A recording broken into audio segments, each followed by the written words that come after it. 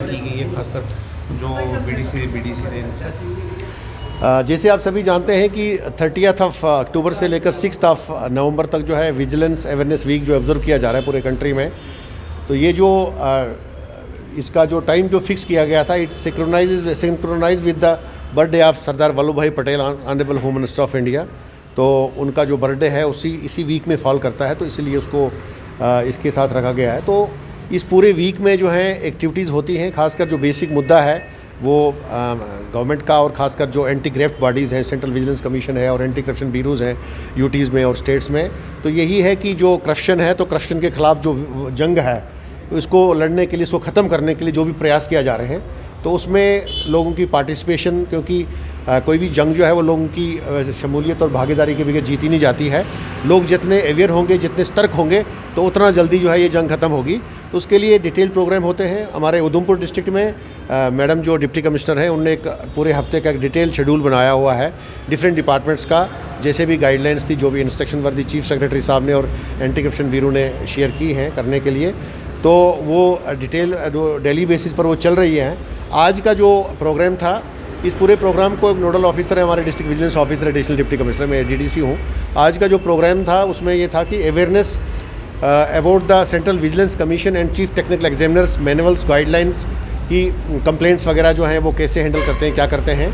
तो इसमें डिटेल में हमने बैकग्राउंड जो थी हमारे डिस्ट्रिक्ट ऑफिसर्स और जो सेक्टोरल ऑफिसर्स हैं, और साथ में जो सेक्टोरल ऑफिसर्स और खासकर जो हमारे पब्लिक रिप्रेजेंटेटिव्स हैं, बीडीसीज और डीडीसीज, बिकॉज पब्लिक के नुमाइंदे हैं, तो उनको भी हमने जोड़ा था। कुछ जुड़े बट सारे जुड़ नहीं पाए, बट सारे ऑफिसर्स थे।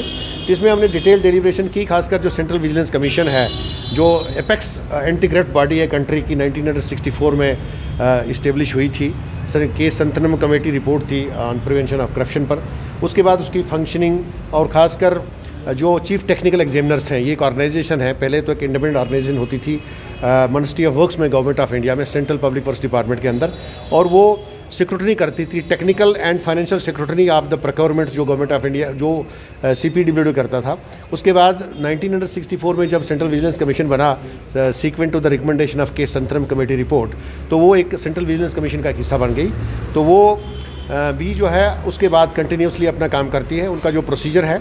और ख़ासकर सबसे इम्पॉर्टेंट ये था कि विसल ब्लोअर्स, एक नया जो इम्पॉर्टेंट जो चीज़ है जो लोगों को शेयर करने वाली थी, जिससे वो हमने डिस्कस किया और जो पब्लिक में भी शेयर करने वाली है, वो public interest disclosure and protection of informers.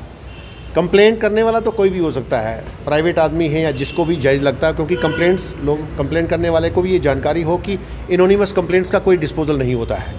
जिस आदमी ने भी कंप्लेंट करनी है तो उसको सब अपना एड्रेस देना है, कंप्लेंट स्पेसिफिक होना चाहिए, क्या एलिगेशन स्पेसिफिक होना चाहिए, और बंदा अपना एड्रेस अपने पटर्स बताए ताकि वेरिफिकेशन हो और वेरीफाइबल हो और सही हो। तो प्राइवेट आदमी के ख़िलाफ़ कोई कंप्लेंट होगी तो वो नहीं होती है। कंप्लेंट्स जो है पब्लिक सर्वेंट्स के अगेंस्ट होती है। और उसके बाद खासकर मैं इसकी बात करूँगा कि विसल ब्लोअर्स जो हैं, खासकर नॉर्मली जब होता है कि जब भी कोई कंप्लेंट करता है तो उसको फियर होता था कि कल को मुझे कोई कंप्लेंट करके बाद जब जो भी एक्यूज़ड है, जो किसी माल प्रैक्टिस में या किसी गलत काम में इन्वॉल्व है, उसकी प्रोसिक्यूशन होती है, उसके खिलाफ इंक्वायरी होती है, तो वो उसके बाद जो है कंप्लेंट के पीछे पड़ जाता था, विक्टिमाइजेशन होती थी। और आपने जैसे सुना होगा, कुछ लोग जानते हैं कि Satyendra Dubey, honourable supreme court ने 2004 में एक रिट पिटीशन डिस्पोज ऑफ करके भारत सरकार को आदेश दिया कि आप एक रोबस्ट मैकेनिज्म करो, अगर कोई कंप्लेंट करता है तो उसकी प्रोटेक्शन जो है विक्टिमाइजेशन से होनी चाहिए। उसके बाद एक रेजोल्यूशन पास किया department of personal and training, government of India ने 21 अप्रैल 2004 को। उसके बाद यह है कि जो भी कोई कंप्लेनेंट है, प्राइवेट आदमी है या कोई पब्लिक का नुमाइंदा है या कोई दूसरा आदमी जो है, तो वो कंप्लेंट जब भी करेगा तो उसकी जो आइडेंटिटी है वो कॉन्फिडेंशियल रखी जाएगी। लेकिन ये नहीं कि उसने बताना है अपना सारा डिटेल, अपनी ID वगैरह बतानी है, मैं ये फलाना आदमी हूँ, मेरी ये कंप्लेंट है, मेरा ये मसला है, और मैं अपनी आइडेंटिटी जो है वो कॉन्फिडेंशियल रखना चाहता हूँ, आपसे नहीं बट बाकी पब्लिक से कॉरस्पॉन्डेंस में। तो उसकी आइडेंटिटी उसको तो बताना पड़ेगा कमीशन को, लेकिन पब्लिक से जो है वो रहेगी ताकि उसकी विक्टिमाइजेशन ना हो। और उसके बाद कई बार ऐसा भी देखा जाता है कि जब कहीं उसके बाद भी कहीं हो तो उसके लिए है कि वो डायरेक्टली कमीशन को रिपोर्ट कर सकता है, उसके बाद गवर्नमेंट एक्शन लेती है। तो पूरी डिटेल में जो भी चाहे वो इन्वेस्टिगेशन के मामले हैं, इंक्वायरीज़ के मामले हैं, सेंट्रल चीफ विजिलेंस ऑफिसर्स हैं मिनिस्ट्रीज़ में, गवर्नमेंट में, और यहाँ जो खासकर हमारे अपने ड्यूटी की बात करें, जो प्रोसीजर है, प्रोसेस है, हमारे जो डिस्ट्रिक्ट विजिलेंस ऑफिसर हैं वो भी साथ में बैठे थे हमारे। तो सभी ऑफिसर से हमने इंटरेक्ट किया, जो पब्लिक नुमाइंदे उनसे भी इंटरेक्ट किया, उनके क्वेश्चंस वगैरह पूछे, उनके डाउट्स वगैरह क्लियर किए। तो जनरली यही है कि बेसिक जो पर्पस है इस विजिलेंस अवेयरनेस वीक का वो यही है कि सारे लोग जानें और सारे लोग जो हैं जो सिटीजन्स हैं जिनके राइट्स इन्फ्रिंज होते हैं या जब भी किसी को कोई क्योंकि ग्रीवेंस बड़ी बार ऐसा होता है कि ग्रीवेंस और कंप्लेंट्स में बड़ा फ़र्क होता है।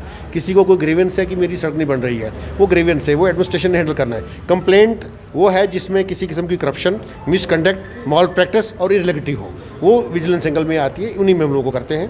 तो यही हमारा रहेगा कि लोग जो हैं सतर्क रहें, अपने राइट्स के बारे में वाकफ़ रहें और अननेसेसरी नहीं कर, बट जो प्रोसीजर है, जो कमीशन और जो एंटी करप्ट बॉडीज़ ने बनाया है उसको फॉलो करके उनका निपटारा करें। थैंक यू, धन्यवाद, थैंक यू।